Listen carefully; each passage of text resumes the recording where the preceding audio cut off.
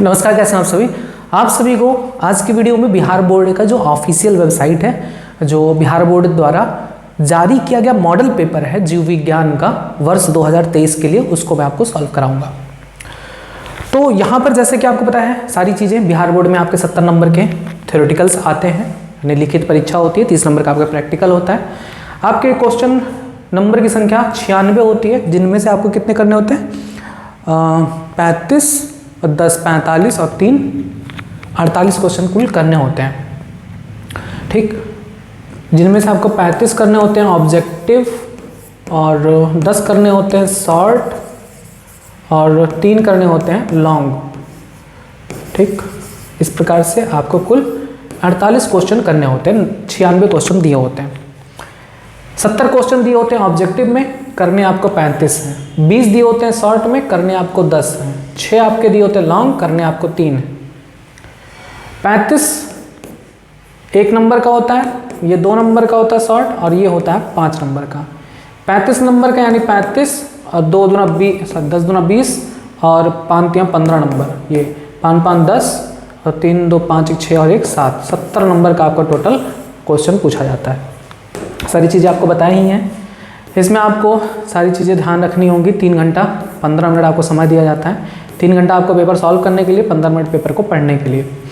देखिए, इसमें objective question 70 आते हैं, जिनमें से आपको सिर्फ 35 करना है, 35 से ऊपर नहीं करना है। अगर आप 35 से ऊपर करते हो तो शुरुआत के 35 ही गिने जाएंगे, उसके बाद के नहीं देखे जाएंगे। सबसे पहला क्वेश्चन आता है, ओपेरॉन मॉडल क्या प्रदर्शित करता है। तो ये आपके मैंने जो 2 वर्ष आपका 2021 और 22 का जो पेपर सॉल्व कराया है ना, उसमें भी था ना।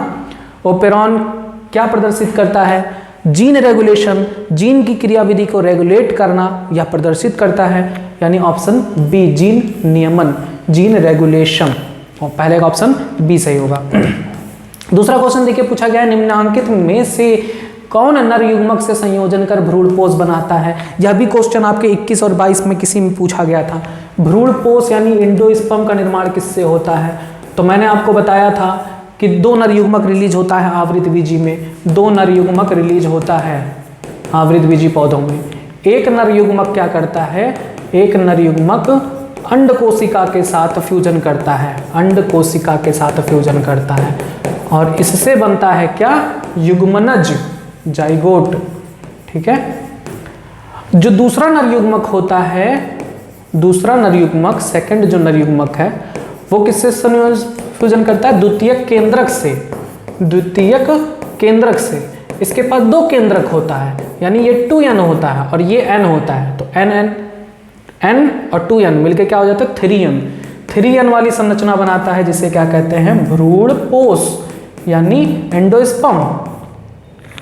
इस प्रक्रिया को, यानी एक नर युग्मक जब अंडकोशिका से फ्यूज करता है तो इस प्रक्रिया को क्या कहते हैं, संयुग्मन कहते हैं।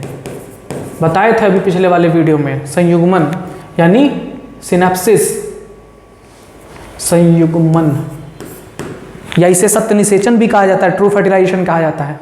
दूसरा जो नर युग्मक है द्वितीय केंद्रक के साथ फ्यूज करके 3n भ्रूणपोष, त्रिगुणित भ्रूणपोष बनाता है। इस प्रक्रिया को क्या कहते हैं, त्रिसमेकन, ट्रिपल फ्यूजन। और इस प्रकार से 2 नर युग्मक भाग लेते हैं आवृत बीजी पौधों के निषेचन में, इसलिए इसे द्विनिषेचन, डबल फर्टिलाइजेशन कहते हैं। द्विनिषेचन की खोज किसने की थी, बहुत इंपॉर्टेंट है, नवासिन ने की थी। तो इसका ऑप्शन देखिए क्या सही होगा, निम्नलिखित में से कौन नर युग्मक से संयोजन कर भ्रूणपोष बनाता है, द्वितीयक केंद्रक, ऑप्शन सी।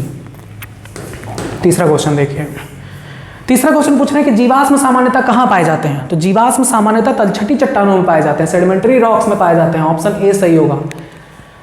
चौथा देखिए, क्वेश्चन पूछा गया है ओकाजाकी टुकड़े किस दौरान बनते हैं। ओकाजाकी फ्रैगमेंट मैंने बताया था, डीएनए प्रतिलिपिकरण के समय, डीएनए रेप्लिकेशन के समय 2 स्टैंड होते हैं, लैगिंग स्टैंड और लीडिंग स्टैंड।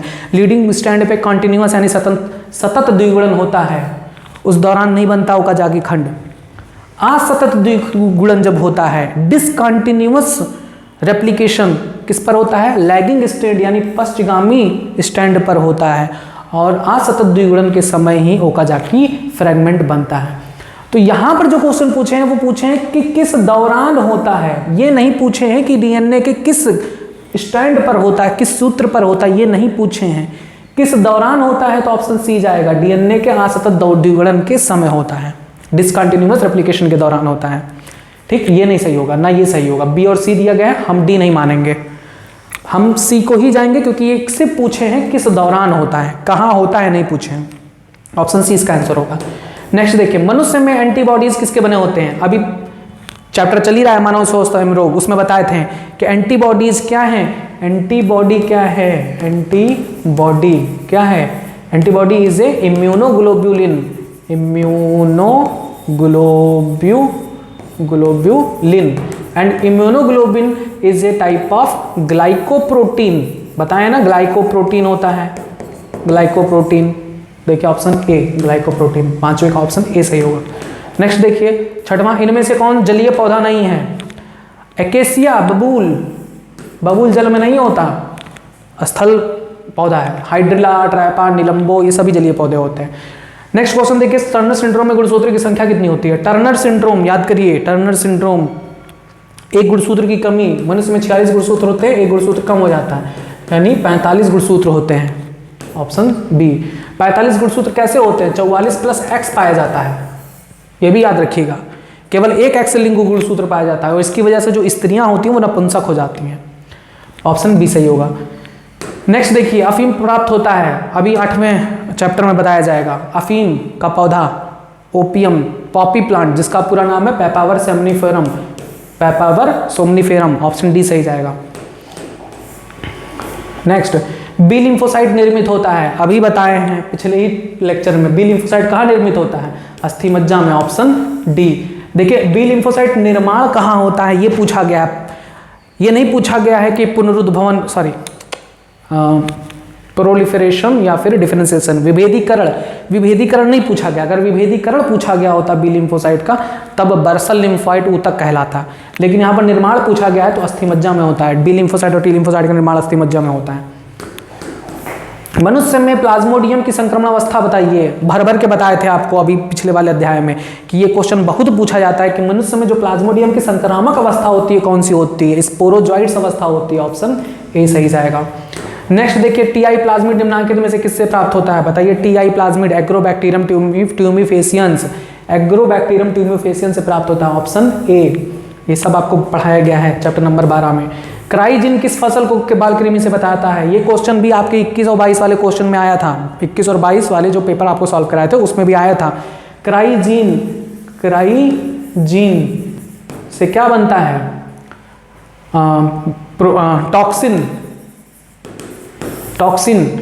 और ये पाया जाता है किसमें? बैसिलस थोरिंजेनेसिस में, बीटी कहते हैं बैक्टीरिया में। उसका जीन निकालकर बीटी कॉटन में ऐड कर दिया गया था और बन गया था बीटी कॉटन, कपास। देखिए ऑप्शन डी कपास सही होगा, क्राइजिन। ठीक। नेक्स्ट देखिए, समापन कूटान, सॉरी समापन कूट यानी टर्मिनेशन कोडान बताइए। समापन कोटान, समापन कूट 3 होते हैं, समापन कोडान बोलते हैं। समापन कूट 3 होते हैं, कौन कौन से याद करिए? UAA, UAG और UGA, ये 3 समापन कोडान कहलाते हैं। 64 कोडान होते हैं ना, टोटल 64 कोडान होते हैं, जिनमें से केवल 61 ही सक्रिय होते हैं। 61 सक्रिय होते हैं, 3 क्या होते हैं? निष्क्रिय होते हैं। इसके लिए कोई भी टीआरएनए नहीं पाया जाता। तो ये 3 जो है निष्क्रिय हैं वो यही कहलाते हैं समापन कोडान। UAA, UAG, UGA ढूंढ डालिए। देखिए UAA दिया गया है, ऑप्शन सी। नेक्स्ट क्वेश्चन देखिए 14वां, डीएनए द्विकुंडली किसमें होता है? सॉरी, डीएनए द्विकुंडली होता कैसा है? डीएनए हेलिक्स कैसा होता है? वृत्ताकार होता है, समानांतर तथा पूरक होता है, प्रति समानांतर तथा पूरक होता है। तो याद रखिएगा डीएनए की जो कुंडली है एंटी पैरेलल होती है। एंटी पैरेलल का मतलब 1-3 है तो दूसरा 5 होगा, एक स्टैंड 5 है तो दूसरा 3 होगा। एंटी पैरेलल होता है। पैरेलल तो तब कहलाता है जब ये 5 होता और ये भी 5 होता, लेकिन ऐसा तो होता नहीं है। होता क्या है? होता है एक 3 है तो दूसरा 5 है, तो प्रति समानांतर होता है, दूसरा पूरक होते हैं। यानी एडेनिन है तो यहाँ पर थाइमिन आएगा, साइटोसिन है तो यहाँ पर ग्वानिन आएगा, ग्वानिन है तो साइटोसिन आएगा, थाइमिन है तो यहाँ पर एडेनिन आएगा। हमेशा एक दूसरे के पूरक होते हैं, तो ऑप्शन डी सही जाएगा। नेक्स्ट देखिए, अंडाणु के कोशिका द्रव्य में कौन सी संरचना नहीं पाई जाती? अंडाणु, ओवम, बताइए। ओवम विभाजन करेगा? नहीं, तो उसमें सेंट्रोसोम यानी तारक काय नहीं पाया जाता। तारक काय, सेंट्रोसोम ओवम में नहीं पाया जाता। नेक्स्ट, प्रतिलेखन की क्रिया में कौन सी एंजाइम आवश्यकता होती है? प्रतिलेखन यानी डीएनए रेप्लिकेशन नहीं, ट्रांसक्रिप्शन। प्रतिलेखन, ट्रांसक्रिप्शन यानी डीएनए से आरएनए बनना, डीएनए से आरएनए बनना। तो बताइए डीएनए से आरएनए बनने के लिए कौन सा enzyme? RNA polymerase, RNA polymerase. देखिए आरएनए पॉलीमरेज, ऑप्शन ए सही होगा। नेक्स्ट, कीटों तथा पक्षियों के पंख क्या कहलाते हैं? बताए थे कीटों और पक्षियों के पंख क्या कहलाते हैं? असमजात अंग, एनालॉगस ऑर्गन, असमजात अंग एनालॉगस ऑर्गन कहलाते हैं। कीट के पंख, पक्षी के पंख, चमगादड़ के पंख, ये सभी असमजात अंग होते हैं। इनमें मूल संरचना भिन्न होती है, कार्य समान होता है। मूल संरचना यानी हड्डियों का ढांचा अलग अलग है, लेकिन कार्य समान है, उड़ने का काम होता है पंखों का। ठीक, नेक्स्ट देखिए, रिलैक्सिन का स्राव कौन करता है? चैप्टर नंबर 3, रिलैक्सिन का स्राव कौन करता है? Corpus luteum. बताएं, कार्पस ल्यूटियम एक ऐसी संरचना है जिसमें हार्मोन का स्राव भी होता है, रिलैक्सिन नामक hormone during the pregnancy. Next, शुष्क अनुक्रमण में कौन सा अग्रणी है? शुष्क अनुक्रमण यानी जीरोफाइट्स में कौन अग्रणी होता है? यानी शुष्क मतलब ऐसी जगह जहां पर कोई भी जीव ना हो, जल वगैरह ना हो। चट्टानी एरिया, चट्टानी एरिया में कौन होता है? Lichen, pioneer species, pioneer species in xerosere is lichen. पढ़ाए थे, बहुत इंपॉर्टेंट है लाइकेन। और लाइकेन को और क्या कहते हैं? पर्यावरण प्रदूषक का प्रदूषक इंडिकेटर, पॉल्यूशन इंडिकेटर यानी प्रदूषक संकेतक कहते हैं। निम्नांकित में से जल का भारी प्रदूषक कौन है? जल का भारी प्रदूषक, देखिए निकिल भी जल का भारी प्रदूषक होता है, आर्सेनिक भी जल का प्रदूषक होता है, फास्फोरस नहीं होता। यानी हम ए और बी, ऑप्शन डी लगा सकते हैं। इसका ऑप्शन क्या सही होगा? डी। भारी धातु प्रदूषक कौन है जल का? निकिल, आर्सेनिक, और भी कई सारे तत्व होते हैं। नेक्स्ट देखिए, अंडोत्सर्ग होता है अपरा में, अंडाशय में लगभग 14वें दिन, दोनों बी और सी। देखिए अंडोत्सर्ग का मतलब होता है अंड कोशिका का बाहर निकलना। कहाँ से? अंडाशय से निकल के फैलोपियन ट्यूब में जाता है। तो ये तो नहीं होगा, फैलोपियन ट्यूब में जाता है, अंडाशय में नहीं। फैलोपियन ट्यूब के माध्यम से अंडाशय में आता है, इसमें अंडोत्सर्ग नहीं होता, यानी हम इसको तो नहीं लगाएंगे। मेंस्ट्रुअल साइकिल के 14वें दिन होता है, ऑप्शन हम सी लगाएंगे, ये सही है।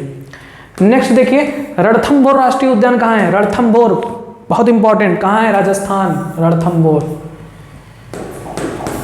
नेक्स्ट, मनुष्य के लिंग गुणसूत्र बताइए। मनुष्य के लिंग गुणसूत्र XX भी होता है मादा के लिए और XY होता है नर के लिए, यानी ऑप्शन डी जाएगा, ए और सी, ऑप्शन डी सही है इसका। नेक्स्ट देखिए, भ्रमणशील आनुवंशिक पदार्थ बताइए। मोबाइल जेनेटिक मटेरियल कौन सा होता है? Transposon, transposon is a mobile genetic element. ठीक, नेक्स्ट, पेरिपेटस संयोजक कड़ी है किसका? ये सारे के सारे क्वेश्चन के आंसर आपको हमारी बुक में मिल जाएंगे। पेरिपेटस किस संयोजक कड़ी है किसका? आर्थ्रोपोडा और एनिलिडा के बीच का, ऑप्शन ए, आर्थ्रोपोडा और एनिलिडा के बीच का। संयोजक कड़ियों से भी क्वेश्चन आते हैं, 4-5 संयोजक कड़ी है, उसको याद कर लीजिएगा, बुक में हमारे दिया गया है। नेक्स्ट, ह्यूगो डी व्रीज ने प्रस्तावित किया था, बताइए, उत्परिवर्तन का सिद्धांत किसने दिया था? उत्परिवर्तन का सिद्धांत दिया था ह्यूगो डी व्रीज ने, ऑप्शन सी। नेक्स्ट, ट्रांसजेनिक जो हीरोडीन है इस किससे प्राप्त किया जाता है? ब्रासिका नैपस से, ये भी हमारी बुक में आपको मिल जाएगा। अगर आपने हमारी बुक ली है, अगर आप उससे ईमानदारी से पढ़ रहे हैं और उसके जो ऑब्जेक्टिव क्वेश्चन है उसको लगा रहे हैं, कोई रोक नहीं पाएगा आपको अच्छे मार्क्स लाने से बिहार बोर्ड में। एंटमीबा हिस्टोलिटिका के द्वारा कौन सी बीमारी होती है? अभी बताए थे, एंटमीबा हिस्टोलिटिका के द्वारा। ये 21 और 22 के जो क्वेश्चन सॉल्व कराए थे उसमें भी पूछा गया था, अमीबियासिस, अमीबीपेचिस, ऑप्शन ए। यह हमारे आंत में पहुंचकर वृहदांत्र में, लार्ज इंटेस्टाइन में पहुंचकर हिस्टोलाइटिक एंजाइम स्रावित करता है, जिससे घाव अल्सर हो जाता है। एक पारिस्थितिक तंत्र के कितने घटक होते हैं? पारिस्थितिक तंत्र यानी इकोसिस्टम के 2 घटक होते हैं, जैविक और अजैविक, एबायोटिक और बायोटिक। अजैविक मतलब निर्जीव, कौन कौन से? तापमान, वायु, जल, मृदा, ये सब अजैविक कारक होते हैं। जैविक कारक कौन से? पौधे, कवक, जीवाणु, जंतु। यानी एक पारिस्थितिक तंत्र के 2 घटक जैविक और अजैविक होता है, ऑप्शन सी लगाएंगे, ये सब मत लगा दीजिएगा क्योंकि इसी के अंतर्गत सब आ जाते हैं। प्रजनन जिसमें युग्मक विलयन नहीं होता क्या कहलाता है? युग्मक का संलयन नहीं होता, युग्मक का संलयन नहीं होता। बिना युग्मक के संलयन के जब प्रजनन होता है तो उसे क्या कहते हैं? पार्थिनोजेनेसिस, आनिषेक जनन। बिना निषेचन के जनन हो जाना आनिषेक जनन कहलाता है। नेक्स्ट देखिए, सुपोषण किस में पाया जाता है? बताए थे सुपोषण झीलों में पाया जाता है। झील में जब उसमें नाइट्रोजन, फास्फोरस, इन सभी तत्वों की मात्रा जब बढ़ जाती है आवश्यकता से, तब उसे हम सुपोषण यानी यूट्रोफिकेशन कहते हैं। किसमें? झील में पाया जाता है। नेक्स्ट, डाई हाइब्रिड क्रॉस में F2 फिनोटाइपिक रेशियो बताइए। डाई हाइब्रिड क्रॉस पूछा है, यानी दो लक्षणों को लेकर। तो दो लक्षणों को आप कौन कौन से लिए थे? आपने लिया था राउंड, बीज का रंग और बीज का आकार, राउंड और येलो, ये लिए थे ना। और इसका आपने क्रॉस कराया था झुर्रीदार और हरे से। और क्या आपका डाई हाइब्रिड F2 रेशियो कौन सा निकला था? F2 रेशियो आपका निकला था 9331, यानी option C. Dihybrid cross में आप पढ़ लीजिएगा, बताए हैं। किस पौधे का जड़ नए पौधे को जन्म देता है? बताइए, किस पौधे का जड़ नए पौधे को जन्म देता है? इसका आंसर आपको मिलेगा NCERT में, डहेलिया। डहेलिया एक ऐसा पौधा है जिसके जड़ द्वारा नए पौधे का जन्म होता है। इसके साथ साथ एक और याद कर लीजिए, डहेलिया के साथ साथ शकरकंद भी है। शकरकंद भी है, शकरकंद एक जड़ होता है, इससे भी नए पौधे का निर्माण होता है। इसे हम कायिक जनन कहते हैं। ठीक, नेक्स्ट, अंतःकवक मूल का निम्न में से कौन सा उदाहरण है? यानी एंडोमाइकोराइजा, एंडोमाइकोराइजा बुक में मिल जाएगा, ग्लोमस, ऑप्शन ए सही हुआ। बताइए, अम्लीय वर्षा का क्या कारण है? अम्लीय वर्षा किसके कारण होता है? सल्फर के ऑक्साइड और नाइट्रोजन के ऑक्साइड के कारण होता है, यानी ये वायु प्रदूषण के कारण होता है, ऑप्शन ए। अब देखो, कुछ लोग दिमाग लगाएंगे ऑटोमोबाइल प्रदूषण के कारण, लेकिन नहीं, ऑटोमोबाइल से भी जो धुआं निकले वो वायु को ही तो प्रदूषित करेगा, इसलिए वायु प्रदूषण होगा। धंसे हुए रंध्र किसमें पाए जाते हैं? अभी आपके पिछले वाले क्वेश्चन पेपर में आया था। मरुद्भिद पौधे, मरुद्भिद पौधे का लक्षण क्या होता है? उनकी तने मोटे मांसल हो जाती हैं, प्रकाश संश्लेषण का काम करती हैं, पत्तियां कांटों में रूपांतरित हो जाती हैं, इनमें रंध्र धंसे हुए पाए जाते हैं, यानी मरुद्भिद पौधों में। ढूंढिए, ये रहा ऑप्शन डी, मरुद्भिद पौधे में, नागफनी वगैरह में। नेक्स्ट, आर्क्योप्टेरिक्स किस काल में विकसित हुआ था? Archaeopteryx is a connecting link between reptiles and birds. सरीसृप और पक्षी समूह का जो संयोजी कड़ी है वो आर्क्योप्टेरिक्स होता है। पक्षी के तरीके से दिखता है और दिखता एकदम डायनासोर की तरीके से है, यानी जुरासिक वर्ल्ड, जुरासिक वाले ईरा में ये विकसित हुआ था।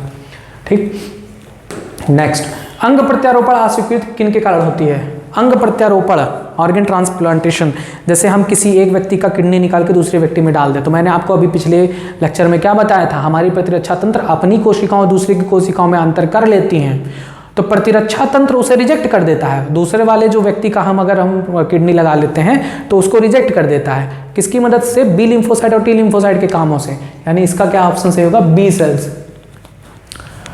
तो उसके लिए कि वो व्यक्ति में वो किडनी काम करे, इम्यूनोसप्रेशन दी जाती है जीवन भर, जिससे इम्यूनिटी थोड़ी कम हो, उस पर काम ना करे।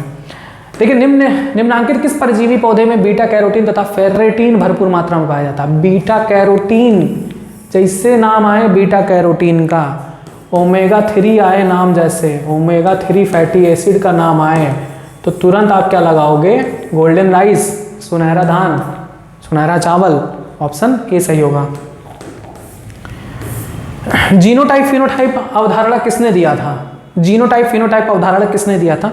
ये थोड़ा डेप्थ पूछे गए हैं, मुझे भी बहुत ज़्यादा नॉलेज नहीं था, लेकिन मैंने इसका आंसर ढूंढ लिया, जोहानसन ने दिया था। नेक्स्ट, ऋतुस्राव चक्र के दौरान चक्रीय परिवर्तन किसमें होता है? ऋतुस्राव मेंस्ट्रुअल साइकिल के दौरान किसमें परिवर्तन होता है? गर्भाशय की एंडोमेट्रियम लाइनिंग में। एंडोमेट्रियम लाइनिंग क्या हो जाती है? नष्ट हो जाती है, और वही ब्लड के रूप में बाहर आता है, एंडोमेट्रियम लाइनिंग, ऑप्शन बी।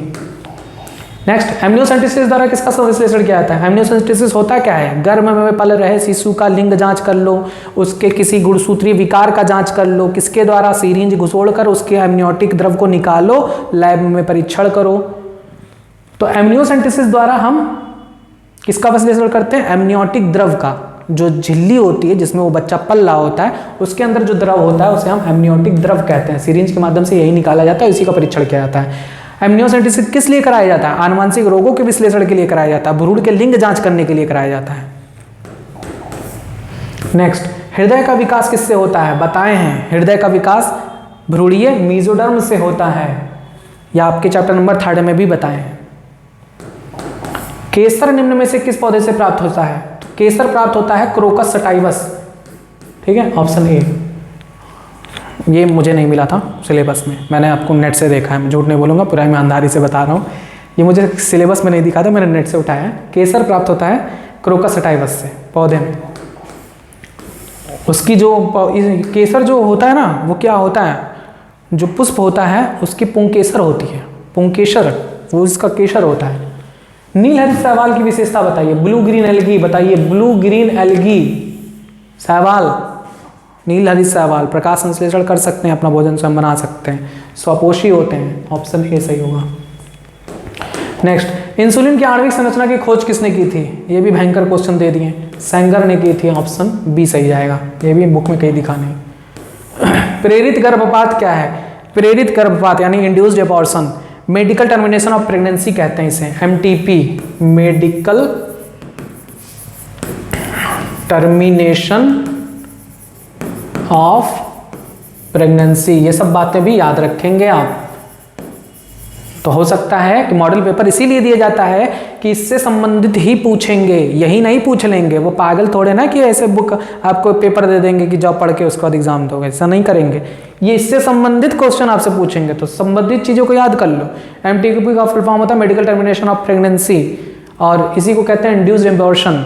इसमें क्या कराते हैं? प्रेरित गर्भपात। 3 महीने तक ही सेफ होता है, गर्भ धारण के 3 महीने के अंदर वैक्यूम क्लीनर वगैरह से उसको निकाल दिया जाता है गर्भ को। गर्भपात कराना उसी को कहते हैं। प्रतिजैविक सिफेलोस्पोरिन निम्न में से किससे प्राप्त होता है? वाह वाह, इतने बढ़िया क्वेश्चन पूछ लिए हैं। सिफेलोस्पोरिन किससे प्राप्त होता है? तो ये सब बहुत डेप्थ है भैया। तो मैंने बताया ना 17 क्वेश्चन में से ऐसा नहीं है कि 17 आपको हल्का देंगे, 4-5 क्वेश्चन तो आपको टफ देंगे, जिनमें से ये भी एक टफ क्वेश्चन है जो प्राप्त होता है कवक से। ये 11th का क्वेश्चन है। कवक, मैक्सिमम जो प्रतिजैविक होता है वो कवक या भी बैक्टीरिया से प्राप्त होता है, लेकिन ज्यादातर कवक से प्राप्त होता है। परजीवी आवृत बीजी क्या होते हैं? परजीवी आवृत बीजी यानी पैरासिटिक एंजियोस्पर्म्स क्या होते हैं? पैरासिटिक जो एंजियोस्पर्म्स होते हैं वो दूसरे पौधे पर रहकर अपना भोजन प्राप्त कर लेते हैं, तो वो कहलाते हैं प्राथमिक उपभोक्ता, प्राइमरी कंज्यूमर्स, ऑप्शन बी। चट्टानों पर बढ़ने वाले पौधों को क्या कहा जाता है? चट्टान का नाम जैसे ही आ जाए, चट्टान को हम सैल भी कहते हैं। सैल मतलब चट्टान, सैलोद्भिद दिया हुआ है, लिथोफाइट्स, ऑप्शन ए। चट्टानों पर बढ़ने वाले पौधों को लिथोफाइट्स कहा जाता है। नेक्स्ट, संवहनी ऊतक, यांत्रिक ऊतक तथा छल्ली में कमी होना किसकी विशेषता है? वैस्कुलर टिश्यू का कम होना। जो वैस्कुलर संवहनी ऊतक का काम बताइए। वाटर का ट्रांसपोर्ट करना, मिनरल का ट्रांसपोर्ट करना। तो जो खुद ही जल में भरा पड़ा है उसे इसकी जरूरत है? कम है। किसमें? जलोद्भिद पौधे में। जो खुद जल में डूबा हुआ है उसे जल ट्रांसपोर्ट करने की किसी ऊतक की जरूरत नहीं होती। संवहनी ऊतक में इसकी कमी होती है जलोद्भिद पौधों में, ऑप्शन ए।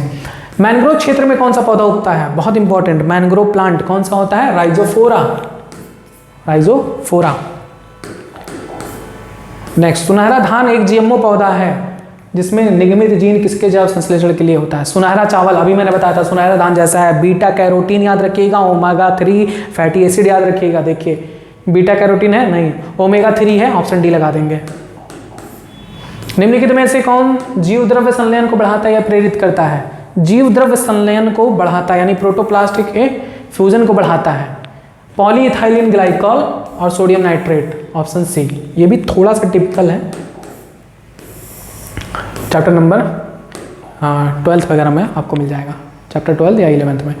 आनुवंशिक अभियांत्रिकी में उन्नति किसके कारण संभव हुई है? आनुवंशिक अभियांत्रिकी यानी जेनेटिक इंजीनियरिंग, डीएनए को कट करने वाला रिस्ट्रिक्शन एंडोन्यूक्लियस एंजाइम की मदद से, यानी एंडोन्यूक्लियस एंजाइम की खोज जब हुई तब डीएनए को काट कर जोड़ने की प्रक्रिया शुरू हुई और उससे आनुवंशिक अभियांत्रिकी का विकास हुआ, ऑप्शन सी सही जाएगा।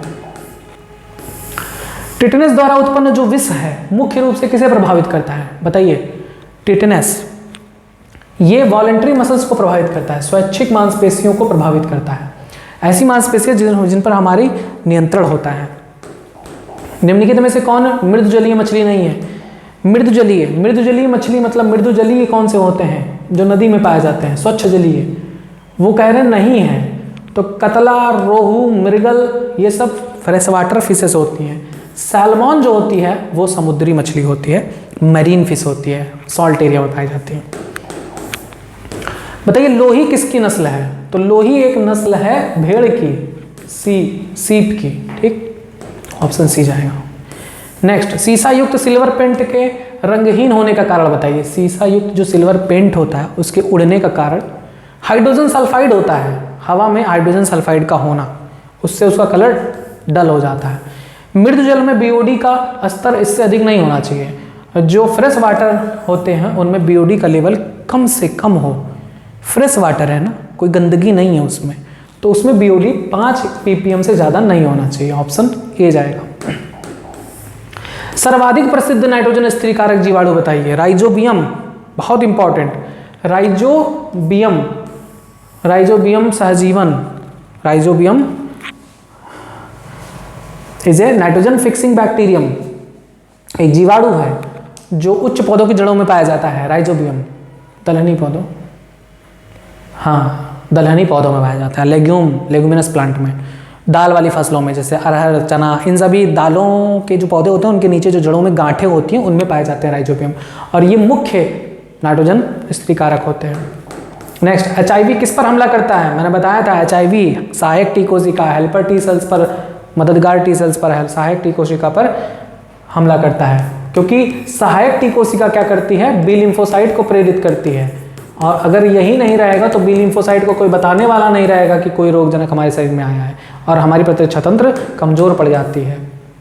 नेक्स्ट, महिलाओं द्वारा उपयोग में लाई जाने वाली मौखिक गर्भ निरोधक गोलियां जो होती हैं उनमें क्या होते हैं? हार्मोन होते हैं। वे हार्मोन क्या करते हैं? ओव्यूलेशन को रोक देते हैं, अंडा नहीं निकल पाता। नेक्स्ट, एमनियोसेंटेसिस द्वारा विकासशील भ्रूण में निम्नांकित में से किसका पता नहीं लगाया जा सकता? अभी मैंने बताया था एमनियोसेंटेसिस क्या होता है। भ्रूण के लिंग की जांच की जा सकती है इसके द्वारा, उसमें उपस्थित कोई जन्मजात रोग का पता लगाया जा सकता है, आनुवंशिक रोग का पता लगाया जा सकता है। तो देखिए भ्रूण का लिंग जांच किया जा सकता है। Klinefelter syndrome is a genetic material, पता लगाया जा सकता है। डाउन सिंड्रोम का पता लगाया जा सकता है। पीलिया का पता नहीं लगाया जा सकता, यानी ऑप्शन इसका डी सही होगा। ठीक, पीलिया रोग का पता नहीं लगा सकता क्योंकि पीलिया रोग कोई आनुवंशिक रोग नहीं होता। निफ जीन्स किससे संबंधित है? तो निफ नाइट्रोजन फिक्सेशन से संबंधित है, इसी नाते निफ लिखा है, nitrogen fixation, option C. Next, आनुवंशिक अभियांत्रिकी में प्रतिबंधन एंजाइम का उपयोग किस लिए किया जाता है? केवल यूकैरियोट डीएनए के लिए। प्रतिबंधन एंजाइम रेस्ट्रिक्शन एंडोन्यूक्लिएज डीएनए को विशिष्ट श्रृंखला पर काटता है। किसी भी डीएनए के टुकड़े को हम कर सकते हैं, ऑप्शन डी, चाहे यूकैरियोटिक हो चाहे प्रोकैरियोटिक हो, क्योंकि बैक्टीरिया को डीएनए प्लाज्मिड को नहीं काटते हैं। मनुष्य में इंसुलिन उत्पन्न करने वाली जो कोशिका है उसके डीएनए को नहीं काटते हैं, तो चाहे यूकैरियोटिक हो चाहे प्रोकैरियोटिक हो, सबके डीएनए को ये काट सकता है। ऑप्शन डी सही जाएगा।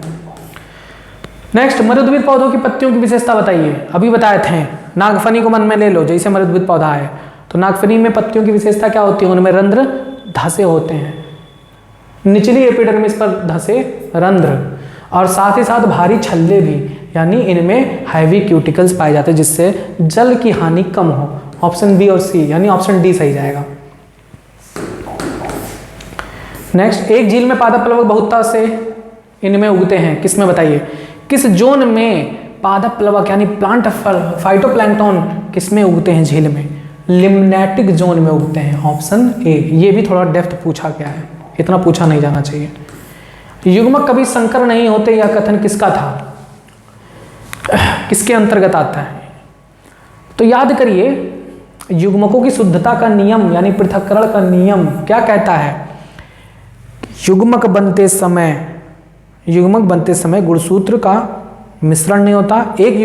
कोई भी युग्मक आपस में संकर नहीं बनते, एक दूसरे को डिस्टर्ब नहीं करते, यानी युग्मक कभी संकर नहीं होते। किसके अंतर्गत आता है? युग्मकों की शुद्धता के नियम में शुद्ध होते हैं युग्मक, कभी संकर नहीं होते। ऑप्शन सी सही जाएगा।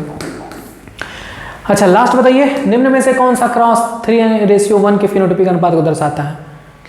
देखिए, जिनमें सबसे ज्यादा युग्मक के प्रकार बनेंगे उसमें ये नहीं जाएगा, जिसमें सबसे कम युग्मक के प्रकार बनेंगे उसी में होगा। देखिए AABB, इसमें कितने प्रकार के युग्मक बन सकते हैं? 4 प्रकार के, क्योंकि इसमें 2 हेट्रोजाइगस हैं, तो 2 हेट्रोजाइगस हैं यानी 2 to the power n, तो 2 to the power 2 करेंगे तो 2 दूना 4 आएगा, तो 4 प्रकार के बनेंगे। देखिए, capital A capital B, capital A small b, small a capital B, small a small b, 4 प्रकार के युग्मक बनेंगे, तो ये रेशियो तो कभी नहीं आएगा। इसमें देखिए, जिसमें सबसे कम प्रकार के युग्मक बनेंगे उसी में ये रेशियो आएगा। तो देखिए, इसमें भी वही है, इसमें भी 4 प्रकार के बनेंगे। इसमें भी देखिए कम से कम ए बी इसमें बनेगा ए बी और ए बी एक ही बनेगा, 2 ही प्रकार के बनेंगे। और इसमें ए और बी, अगर हम ए बी क्रॉस करते हैं ए बी से, तो इसमें 2 ही प्रकार का, नहीं हाँ 2 ही प्रकार का बनेगा, ए बी ए बी 2 ही प्रकार का बनेगा, यानी 1:1 का रेशियो बनेगा, ये भी नहीं होगा। इसको चेक करिए, इसमें देखिए 2 प्रकार के युग्मक बनेंगे, एक बनेगा ए स्मॉल बी, देखिए इससे भी वही बनेगा ए स्मॉल बी, मत लिखिए स्मॉल ए स्मॉल बी, इससे भी वही बनेगा स्मॉल ए स्मॉल बी, इससे भी 2 प्रकार के बनेंगे, कैपिटल ए और स्मॉल बी, स्मॉल ए और स्मॉल बी। ठीक, अब इसको आप क्रॉस कर लीजिए, ए बी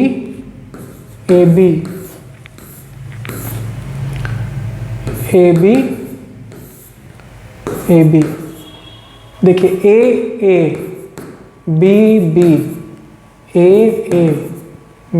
बी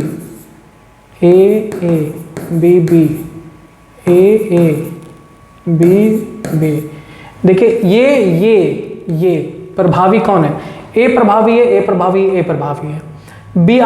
बी अप्रभावी, यानी तीनों का तीनों क्या है, एक जैसे लक्षण बनाएंगे। ए प्रभावी है, बी अप्रभावी है। इसमें देखिए ये दोनों अप्रभावी है, यानी 3:1 का रेशियो इसी में बनेगा, ऑप्शन बी सही जाएगा। अब ये इतना आसान नहीं है समझना, इसके लिए आपको चैप्टर 5 में बहुत मेहनत करना पड़ेगा, उतना मेहनत हम कर चुके हैं, आप पढ़िए उसमें जाकर चैप्टर 5 में। तो ये था आपका वैकल्पिक प्रश्नों का उत्तर। तो वीडियो लंबा ना जाए इसलिए मैंने अभी से वैकल्पिक को सॉल्व कराए हैं, इसके बाद शॉर्ट लॉन्ग क्वेश्चन जो भी होगा वो जल्दी आपको प्रोवाइड करा दिया जाएगा। आप इसको देखिए, मैंने बताया ना आपसे बहुत सारे क्वेश्चन मैच करेंगे, तो आप बिहार बोर्ड के अनसॉल्व पेपर को जरूर सॉल्व करिए। मैंने 2021 का करा दिया है, 22 का करा दिया है, जो ऑफिशियल वेबसाइट पे 2023 के लिए मॉडल पेपर दिया गया उसको भी सॉल्व करा दिया है, और 2019-18 जो भी होगा मैं कराऊंगा। तब तक आप पढ़िए, अच्छे से पढ़िए, क्योंकि आपको अच्छा नंबर लाने हैं। जब आप अच्छे नंबर लाओगे हमारा भी तो नाम होगा। ठीक, पढ़िए। तो आगे जो भी होगा वो आपको जल्दी प्रोवाइड कराया जाएगा यूट्यूब पर, तब तक आप जुड़े रहिए यूट्यूब चैनल बालाजी हिंदी के साथ। धन्यवाद।